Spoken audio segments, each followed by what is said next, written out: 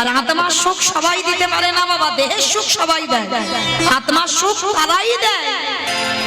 আচ্ছা মাইরা, এই গোবিন্দের মাথায় চূড়া বাঁধা 33 কোটি দেবতা মা, কোন দেবতার যদি চিনতে অসুবিধা না হয়, একজনের তো চিনতে সবাই পারবে। কি গো মাইরা, আমার ভগবানকে চেনা অসুবিধা হয়? সমস্ত ভগবানের দেবতাদের দেব দেবীদের মাথায় চূড়া আছে, কিন্তু আমার ওই যে ছেলেটা বাঁশিটা বাজাচ্ছে ওকে চেনা যাবে কেন? ওই যে ময়ূরের পালকটা গোঁজা, শুধু ওই ময়ূরের পালক না, চূড়াটা সর্বদা বাবা বাম দিকে হেলে আছে। দেখবেন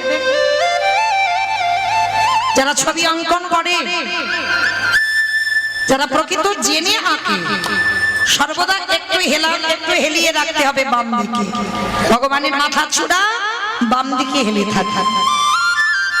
আচ্ছা মা, এই ভগবানের মাথা চূড়া আর ভগবানের চরণের নূপুর, এই দুটোর মধ্যে বলো তো কে বড়? চূড়া বড় না নূপুর বড়? নূপুর বড়। বেশ, কিন্তু কি করে বলো হলো? নূপুর তো নিচে আছে, তা নিচে থেকে আবার বড় হওয়া যায়?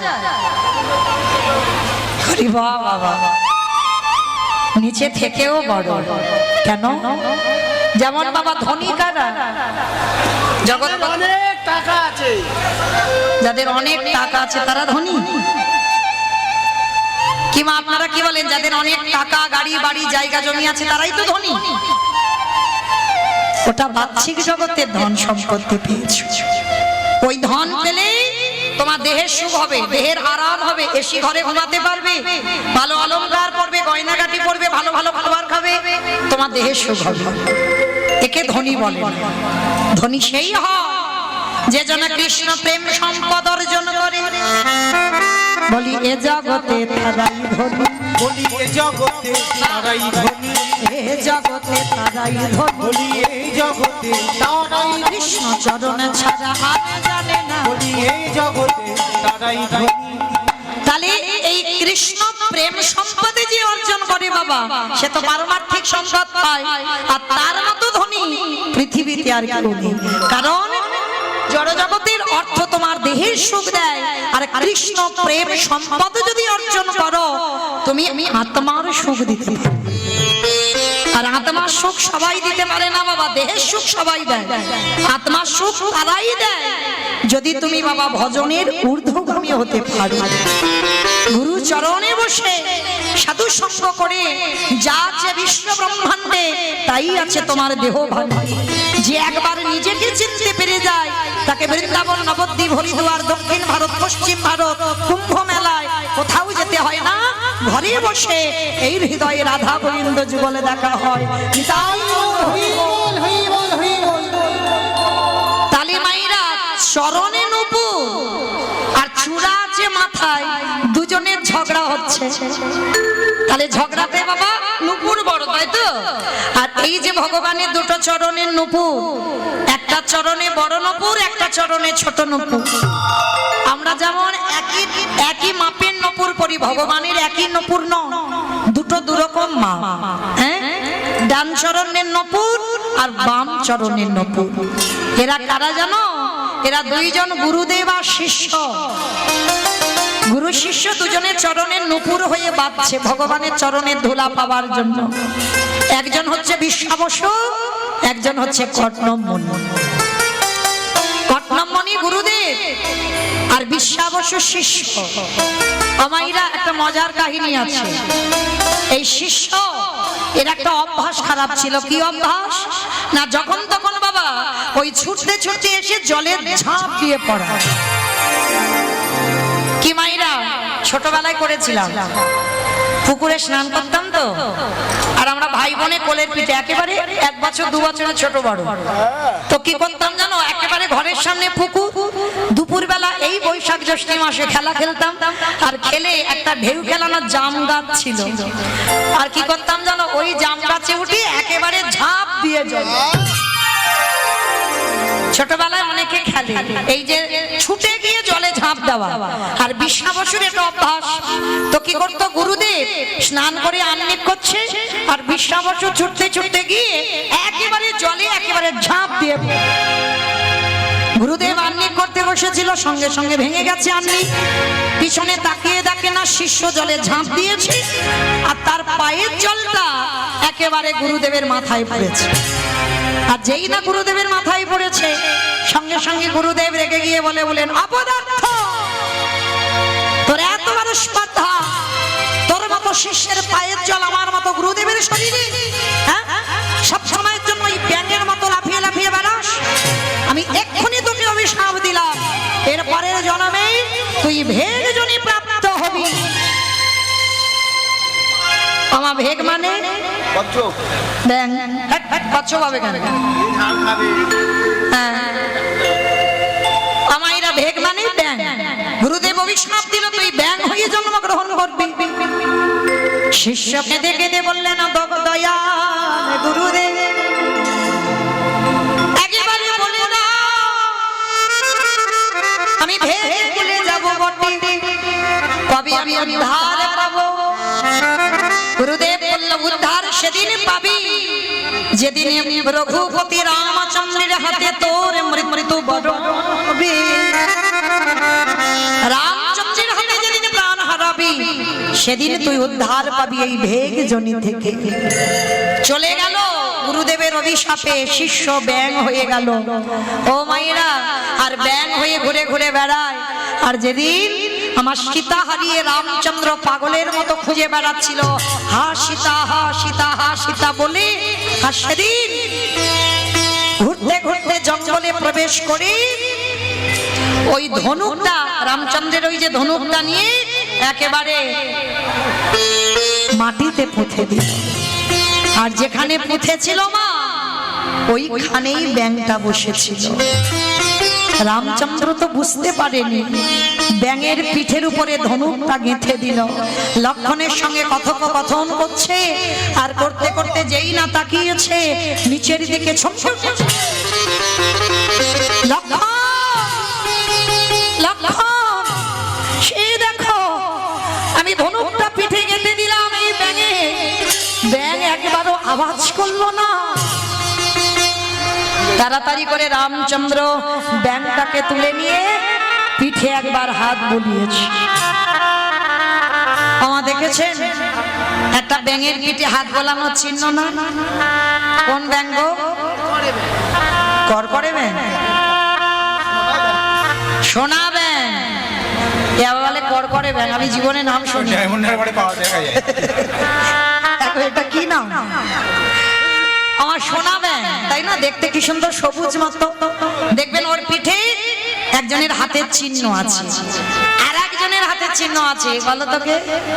কাঠবিড়ালি, কাঠবিড়ালির পিঠে চিহ্ন আছে, দেখবেন। ওটাও কেন দিয়েছিল জানো? যেদিন সীতা মাকে হারিয়ে রামচন্দ্র হনুমান আর ভল্লুকের দল সেতু নির্মাণ করছিল, মানে একটা একটা পাথর ফেলছে, আর পাথরের এই যে জয়েন্ট, যারা ইট বালি সিমেন্ট ইট গাঁথে দেখবেন ওই মাঝখানে সিমেন্ট বালি দেয় না, তা ওই কাঠবিড়ালি মনে মনে ভাবলো হনুমান ভল্লুক এরা পরিশ্রম করছে, আমাদের তো ক্ষুদ্র প্রাণ, আমরা কিছু করতে পারবো না। আর কি করেছিল জানো? রামচন্দ্র সাক্ষাতে দেখছে ওই কাঠবিড়ালি গুলো ছুটে গিয়ে ওই একেবারে ধুলায় গড়াগড়ি যায়, বালিতে গড়াগড়ি যায়, আর ওই যে গায়ে পশম গুলো আছে না, লোম গুলো আছে, তাতে লেগে যাচ্ছে। আর লেগে যখনই ওই ধুলো বালি গুলো লেগে যাচ্ছে, আর গিয়ে ওই যে জোড়ের মুখ আছে না, পাথর ফেলছে, ওইখানে গিয়ে অঙ্গের ওই ধুলো বালি গুলো ঝেড়ে ঝেড়ে দিচ্ছে। রামচন্দ্র দেখে বলল, হায় দয়াময়, আমার স্ত্রীকে উদ্ধার করার জন্য এদের ক্ষুদ্র প্রাণ হতে পারে, কত কষ্ট করে আমার স্ত্রীকে উদ্ধার করতে চাইছে। এইবার ভগবান কাঠবিড়ালিকে নিয়ে পিঠে একবার হাতটা বুলিয়ে দিল। এই দুটো প্রাণীর হাতে দেখবেন চিহ্ন আছে, রামচন্দ্রের হাতের চিহ্ন। তা সোনা ব্যাঙটাকে তুলে নিয়ে বলছে, হ্যাঁ রে ব্যাঙ, সাপে যখন তাড়া করে তখন মুখ দিয়ে গ্যাঁ গ্যাঁ আওয়াজ করিস। কি গো, ব্যাঙ ডাকে না কিরকম বর্ষা এলে? শুধু বর্ষা নয়, দেখবেন সাপ যদি তাড়া করে ব্যাঙ কিরকম ডাকে, হ্যাঁ? কিন্তু রামচন্দ্র বলল, হ্যাঁ রে ব্যাঙ, আমার ধনুক যখন তোর পিঠে গেঁথে দিলাম, একেবারে বদনে দিয়ে কেন আওয়াজ দিলি না? বলে বলিয়া রে,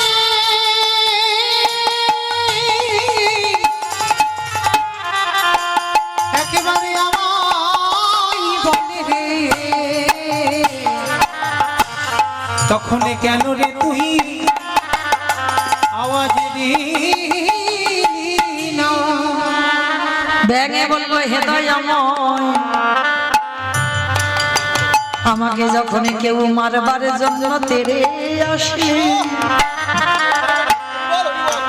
তখনই আমি যে হারাম হারামে বলে কাঁদি, কোথায় আছো রাম, একবারে দেখা দাও, আমায় বাঁচাও। সাপ যখন আমারে গিলে খেতে আসে, তখনই আমি আমার প্রভু রামচন্দ্রের নাম উচ্চারণ করি কাঁদি। কিন্তু হে দয়াময়, আমার প্রাণ রক্ষার জন্যই আমি যাকে বিপদে পড়ে ডাকি, এই তো আমার আঘাত করেছি। আমি বিপদে পড়ি,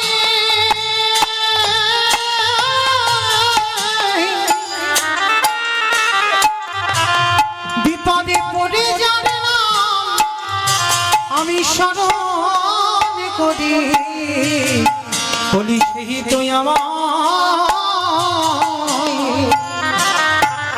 আজ আঘাত করেছে। বলো আমি কার না করব,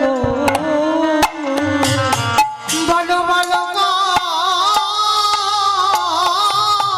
না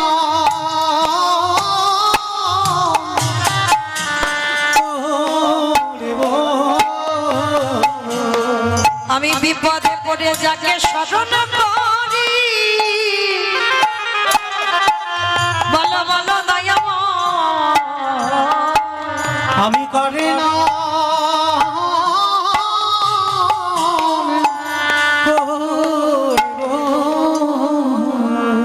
রামচন্দ্র ব্যাঙটাকে তুলে নিয়ে কাঁদছে, ব্যাঙ রে, আজ আমার জন্য তোর এমন দশা হলো, বলতো দেখি আমার কাছে কি চাস? ও মাইরা দেখো একবার ভেবে কি চাইছে ব্যাঙটা। ভগবানের হাতে মৃত্যুবরণ করবে আর একটু পরে, ক্ষুদ্র প্রান্ত। ব্যাঙটা বলছে, দয়াময়, সাক্ষাতে যখন তোমায় দেখা পেলাম, যদি দিতে হয় তুমি একটা ধন আমায় দিয়ে দিও, আমি আমার জন্য তোমার কাছে কিছু চাই না। তোর জন্য চাই না, তাহলে কার জন্য? হে দয়াময়, আমার গুরুদেবকে জানো তোমার চরণ তলে তুমি আশ্রয় দিও। আমি এই নিবেদন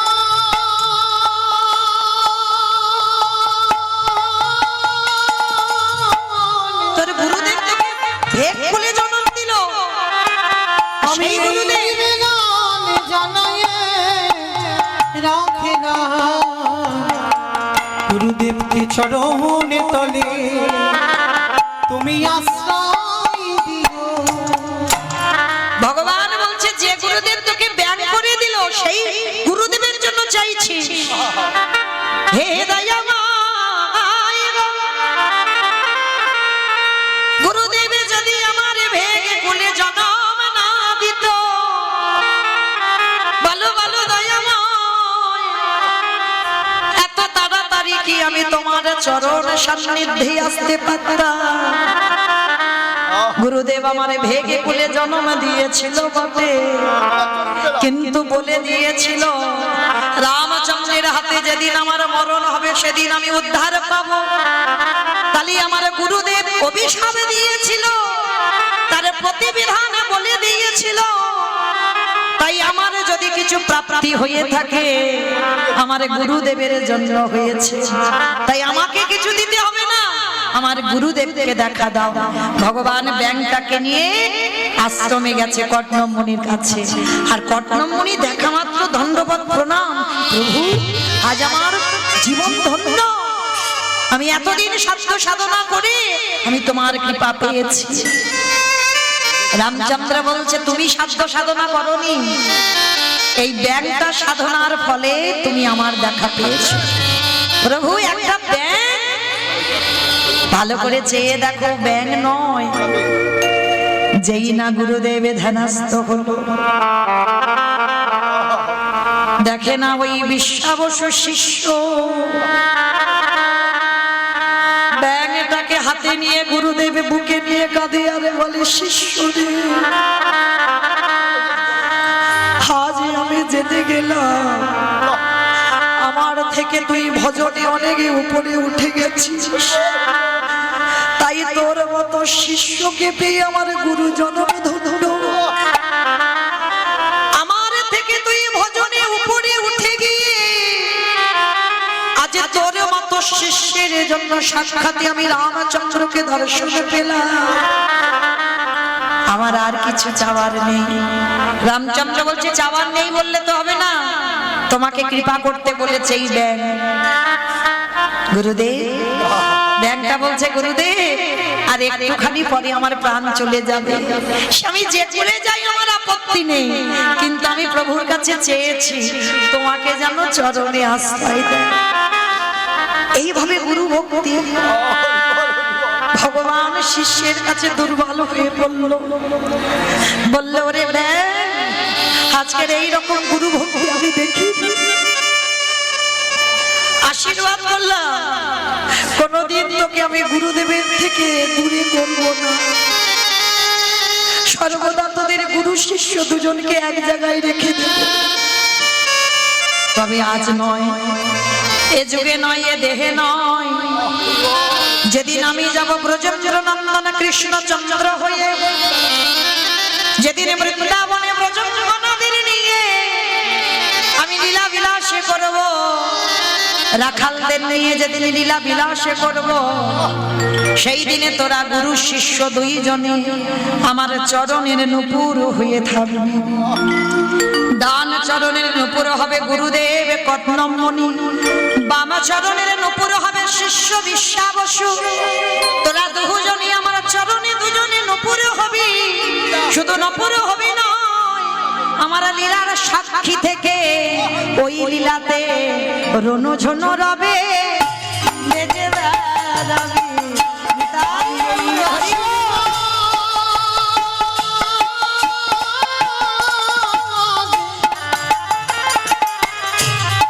আমি আশীর্বাদ করে গেলাম, সেদিন রুনু ঝুনু রবে বেজে বেড়াবি।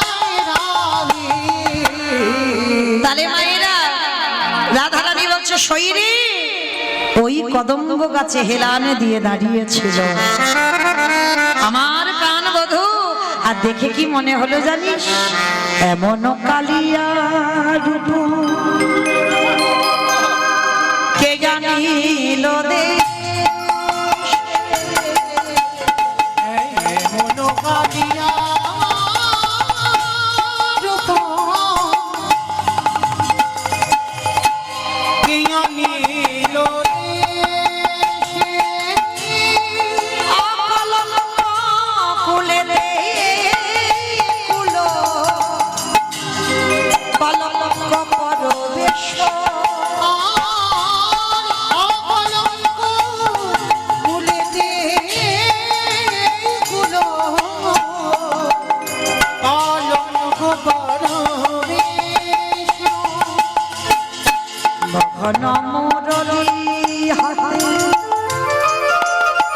কদম হিলানোর সাথে মোহন মুরলী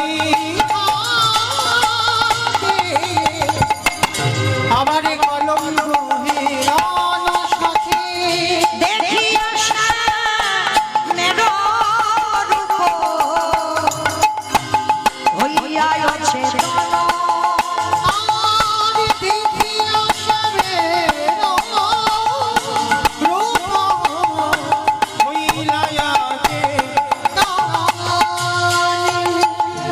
সখীরে আরো কি দেখলাম জানিস? আজ কি দেখেছি শোন। ওরে চাঁদের গাছ চাঁদের পাতা চাঁদের ফলে ফুলে, চাঁদের গাছে চাঁদের পাতা চাঁদের ফলে ফুলে, এমন কভু দেখি না শোন চাঁদের গাছটি চল। ললিতা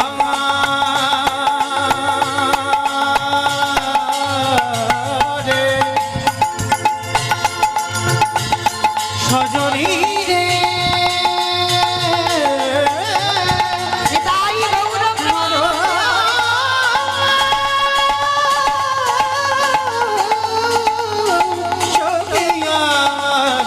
সজনী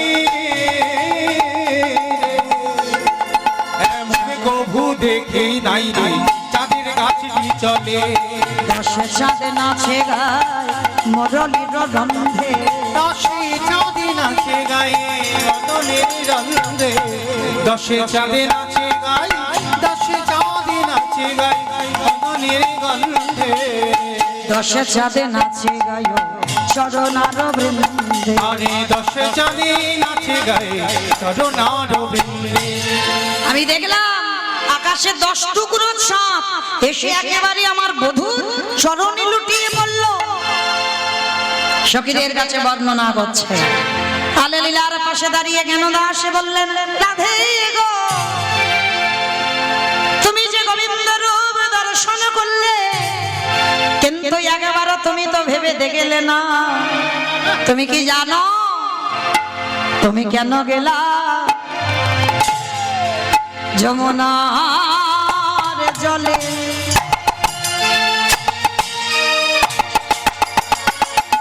অগনন্দের দুলাল পাতিয়া রূপের ফাঁদে, আমারে কেন গেলা যমুনার জলে, নন্দের বেটা পাতিয়া রূপের ফাঁদে, ওগো ব্যাধে ছলে কদম্বের তলে গো মা, ব্যাধে ছলে কদম্বের তলে গো, ব্যাধে ছলে কদম্বের তলে, ব্যাধি ছলে কদম্বের তলে গো, ব্যাধি ছলে কদম্বের তলে গো, ব্যাধি ছলে কদম্বের তলে। ওগো দিয়া হাস্য সুধা চা, ওগো অঙ্গ ছিল আঠাতা,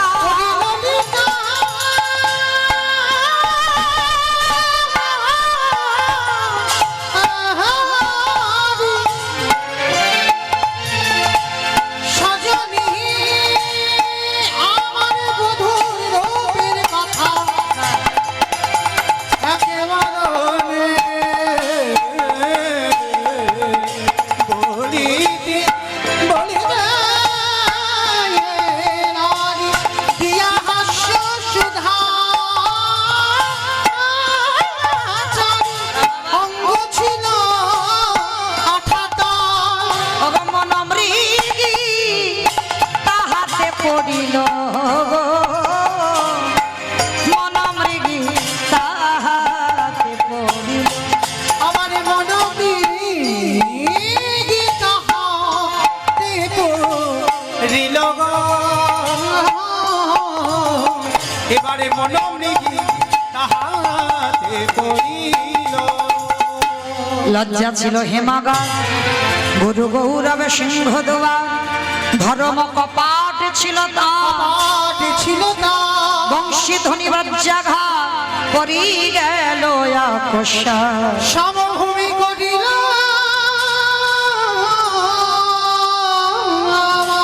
অগ কালিয়া কুটিল বানে কুলশীল ধরে টানে, কাঠিয়া কুটিল বানে কুলশীল ধরি টানে, অগ কালিয়া কুটিল বানে কুলশীল ধরে টানে, কাঠিয়া কুটিল বানে কুলশীল ধরি টানে, কাঠিয়া কুটিল বানে কুলশীল ধরি টানে, অথয়ে উঠিল ব্রজ মাথায় উঠিল ব্রজবাসে প্রাণ মাত্রই আছে বাকি তব সখী যাই বুঝি যাই সখী ঘনায় জগদানন্দ গায় গো ঘনায় জগদানন্দ এবারে ভানায় জগদানন্দ দাস গো ভানায় জগদানন্দ দাস আজকে যেই না বললো রাধে শোন, রাধারানী বলছে শোন, আমি ওই রূপ দেখেছি, কি রূপ জানিস? কানো সে বিনোদরা, কানো সে বিনোদরা, আমার কানুষি বিনোদ রায় আমার কানুষি বিনোদ রায় বিনোদ ছিপুরে বিনোদ ভরিহা, বিনোদ চিকুরে বিনোদ ভরিহা বিনোদ ছিপুরে বিনোদ ভরিহা, বিনোদ চিকুরে বিনোদ ভরিহা উড়িছে বিনোদ রায় গো। আরে উড়িছে বিনোদ রায় গো উড়িছে বিনোদ রায় বিনোদ ধরে বিনোদ মুরলী, বিনোদ বিনোদ বাজে, কিবা বিনোদ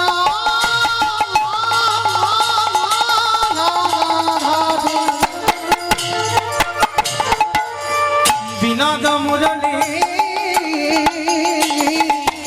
বিনোদ বিনোদ বাজে বলি বিনোদ কলা, বিনোদ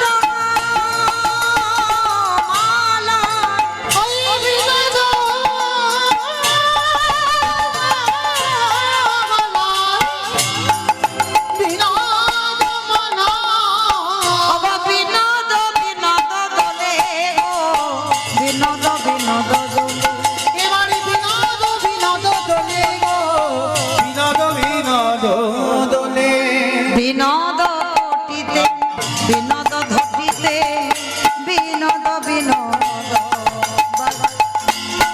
বিনোদ ঘটিতে বিনোদ ঘটিতে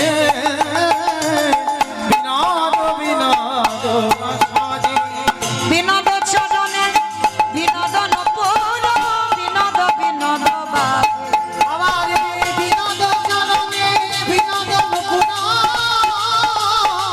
বিনোদ বিনোদ বাজে কহে যদুনাথ বিনোদ নগর, কলসী ভাসাইলা জলে, এইবারে কহে যৌদুনাথ বিনোদ নগর বিনোদ কদম্ব তলে আহা কত বিনোদিনী বিনোদ হেরিয়া কলসী ভাসালো জলে কলসী ভাসালো জলে আহা কলসী ভাসালো জলে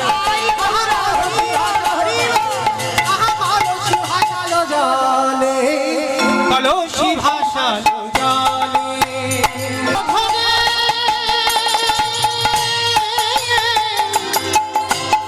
ধৈর্য ধরেছিলাম বলে এই রাধা গোবিন্দ যুগল দেখিতে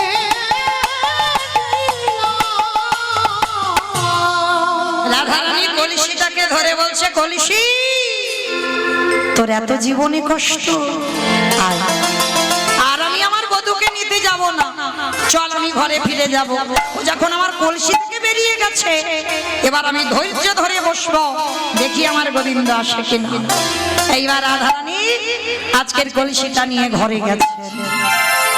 ও মায়েরা, এইবার ভালো করে বোঝেন, রাধারানী শুধু মাটির কলসি নিয়ে যায়নি, রাধারানীর বাবা যৌতুক দিয়েছিল সোনার কলসি, আর সেই সোনার কলসিটা যমুনার ঘাটে ফেলে দিয়ে চলে এসেছে।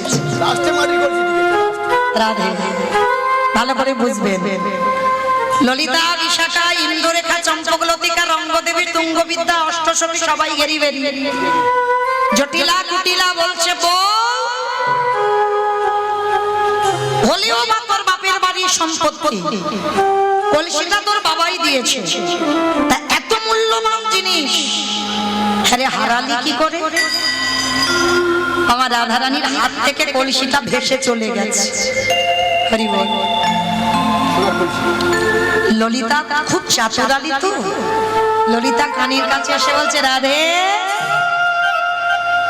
সোনার কলসি কত মূল্যবান, 1.5 লাখ টাকা ভরি, কত মূল্যবান সোনার একটা কলসি, মানে কত দাম, কত মূল্য। হ্যাঁ রে, নিশ্চয়ই সোনার থেকে আরো মূল্যবান কিছু পেয়েছিস কি বাবা? সোনার থেকে মূল্যবান কিছু না পেলে কেউ কি সোনাকে ত্যাগ করে? ভালো করে বুঝবেন বাবা। ধরুন একটা কষ্ট করে একটা তামার আংটি বানিয়েছেন, তামার আংটি অনেকে পড়ে না বাবা, তামার আংটি, তামার আংটি পড়তে পড়তে বাবা একটু কষ্ট সহ্য করে যদি কর্ম করে একটু পয়সা করিয়ে জমিয়েছেন, জমিয়ে যদি একটা রূপোর আংটি বানান, তাহলে কি তামা পড়তে ভালো লাগবে কি বাবা? লাগবে? তামাটা খুলে দিয়ে রূপো পরবেন। এবার রূপো ব্যবহার করতে করতে যদি একটা সোনা পারেন, সোনার আংটি করতে পারেন, তখন কি আর রূপোর আংটি পরতে ভালো লাগবে? রূপো বাদ দিয়ে সোনা। আবার একটা হয়তো বাবা একটা লটারি কেটেছেন, 1 লাখ টাকা পড়ে গেল, অনেক টাকা, শুধু 1 লাখ টাকা নয় আরো জমানো ছিল ঘরে অনেক কিছু। তাহলে কষ্ট করে সোনার আংটির বদলে একটা হীরের আংটি করেছে। কি গো মাইরা, হীরের আংটি যদি একটা পান তাহলে আর সোনা ভালো লাগবে? সোনা হীরের কাছে তুচ্ছ নয়। ললিতা বলছে কি রে রাধে, সোনা হারালি মানেটা কি? নিশ্চয়ই হীরে পেয়েছিস। সোনা হারালি মানে হীরে পেয়েছিস। ললিতারে কণ্ঠদরটা জড়াইয়ে ধরি, ওরে সজনী রে, ওই সোনার থেকে মূল্যবান জিনিস ওই যমুনার ঘাটে পেয়েছিল, কিন্তু জানিস আমার হাত থেকে সোনার কুম্ভ ভেসে চলে গেল। কিন্তু সজনী রে, ওই হীরের মানুষটাকে দর্শন করিতে করিতে কি হলো জানিস? ওগো সোনার লস্যি, ওই যমুনার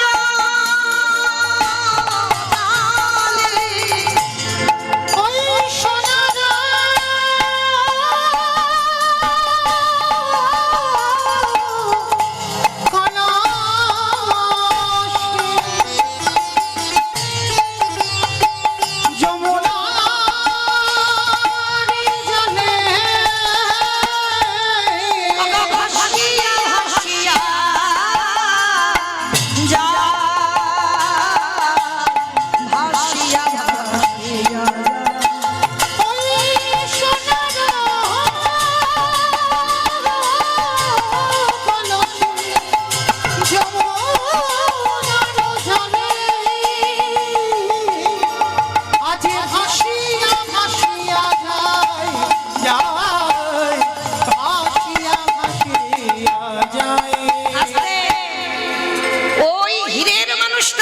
সোনার কলসি ভেসে চলে গেল।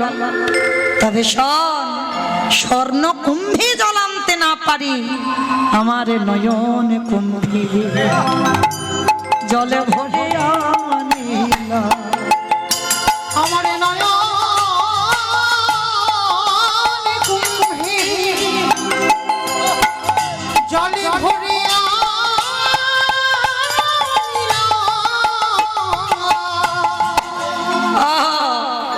বুঝেছি।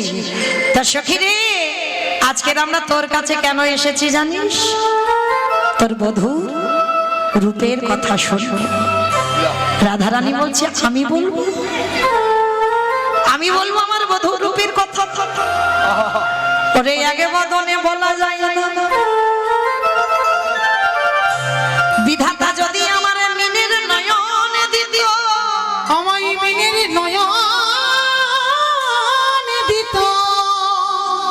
আমাইরা রাধারানী আক্ষেপ করে বলছে বিধাতা মানে ব্রহ্মা, বিধাতা যদি আমার মিনের নয়ন দিত। মিন মানে কি গো?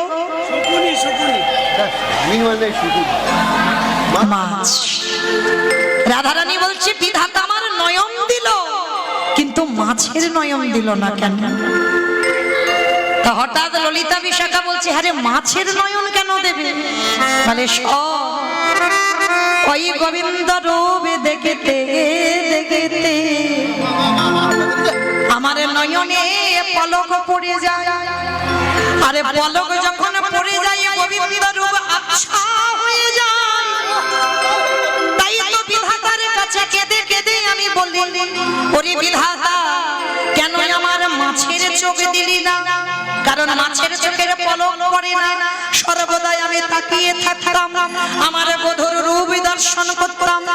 আবার শোন, পলক তো দিল, শুধু পলক নয়, আবার ওই চোখের ভিতরে জলও দিয়ে দিল।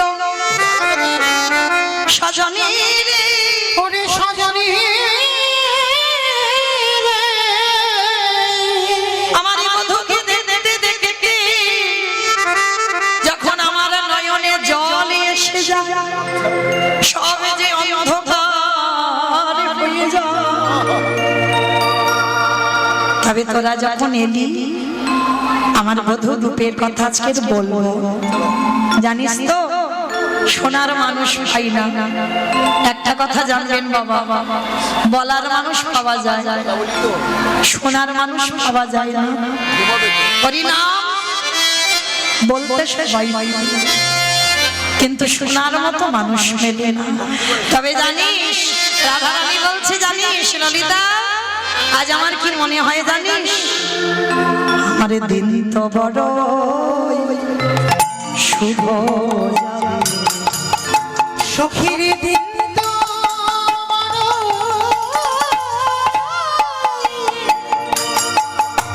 আমার সুখে যাবে। ললিতা বলছে, কেন দিন তো সুখে যাবে? কেন কেন জানিস? সকালবেলা হরিদাসের বদন দর্শন পেলাম। তাই তো দিন তো ভালো শুভ যাবে। ও মাইরা, যদি নিত্য কেউ সকাল সকাল ভক্তবদন দর্শন করে, তার দিন নাকি ভালো যায়। রাধারানী বলছে, শোন, আজকে তোদেরকে দেখে আমার দিন ভালো যাবে।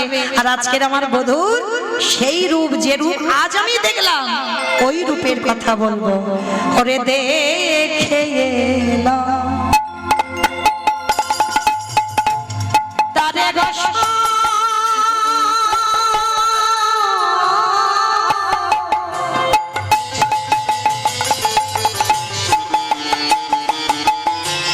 দেখে এলাম তারে, আমি দেখে এলাম তারে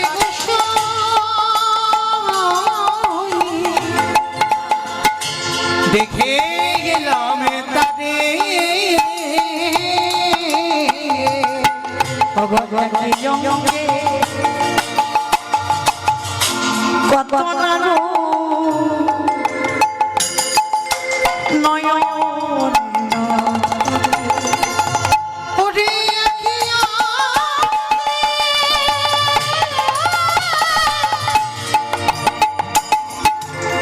ওরে এত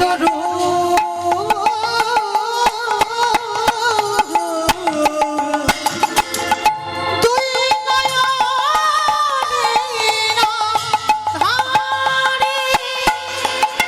আমাদের দু নয়নের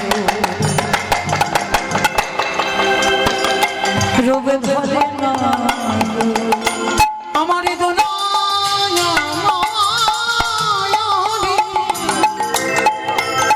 রূপে ধরে না রে। অবয়া মানা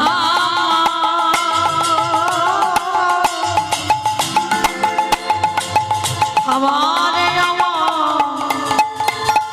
বধুর রূপের কথা, আমার দুলারে ধরে না রে। আমি ওই রূপটা দেখেছি, শুধু রূপ নয়, যখন ওই কদম্ব তলায় হেলান দিয়ে দাঁড়িয়ে আছে না, দেখে কি মনে হচ্ছে জানিস?